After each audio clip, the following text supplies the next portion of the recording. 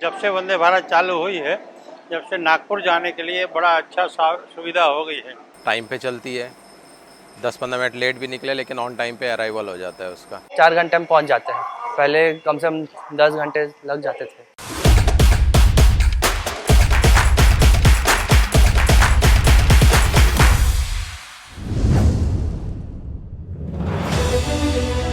छत्तीसगढ़ भारत का 10वां सबसे बड़ा राज्य है जो समृद्ध संस्कृति, विरासत और खूबसूरत प्राकृतिक विविधता से संपन्न है। छत्तीसगढ़ में 44% वन क्षेत्र हैं और 32% जनजातीय आबादी।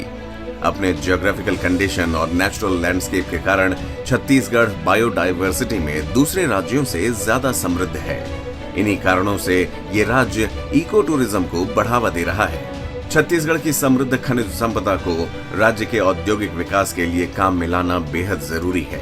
केंद्र सरकार ने राज्य के आर्थिक विकास को बढ़ावा देने के लिए राज्य की कनेक्टिविटी पर खास ध्यान दिया है और छत्तीसगढ़ में रेलवे का विस्तार किया है। अमृत भारत स्टेशन स्कीम के तहत साउथ ईस्ट सेंट्रल रेलवे यानी SECR जोन के अंतर्गत छत्तीसगढ़ में 30 रेलवे स्टेशनों का नवीनीकरण और आधुनिकीकरण किया जाएगा। फिलहाल ये स्टेशन मूलभूत सुविधाएं ही मुहैया कराते हैं, लेकिन स्टेशनों के पुनर्विकास के बाद यात्री सुविधाओं में व्यापक विस्तार किया जाएगा।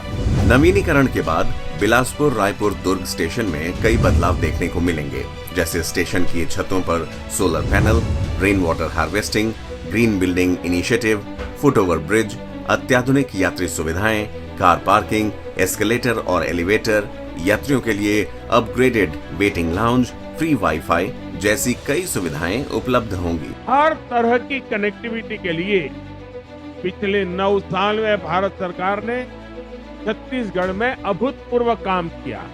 अब गांव के लोगों को मदद मिल रही और यही तो सामाजिक न्याय है और यही तो सबका साथ सबका विकास है।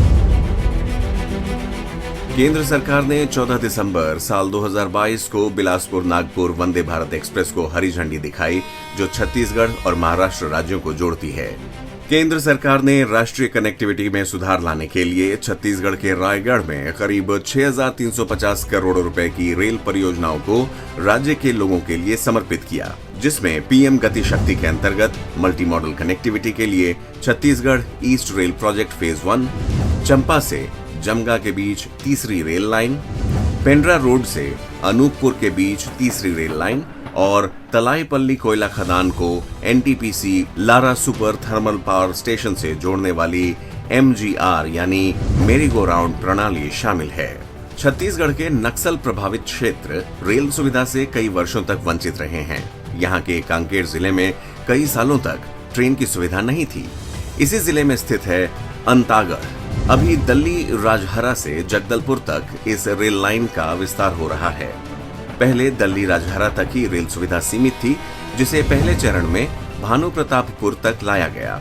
इसके बाद दूसरे चरण में केवती और तीसरे चरण में अंतागढ़ तक रेल लाइन बिछ गई। लेकिन इस लाइन पर एक ही ट्रेन चल रही थी और वो भी दिन के समय।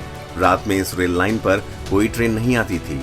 लेकिन प्रधानमंत्री श्री नरेंद्र मोदी जी ने इस नक्सल प्रभावित क्षेत्र में लोगों के लिए ट्रेन की सुविधा बढ़ाई। साल 2022 में अंतागढ़ में ट्रेन की सुविधा लोगों तक पहुंची।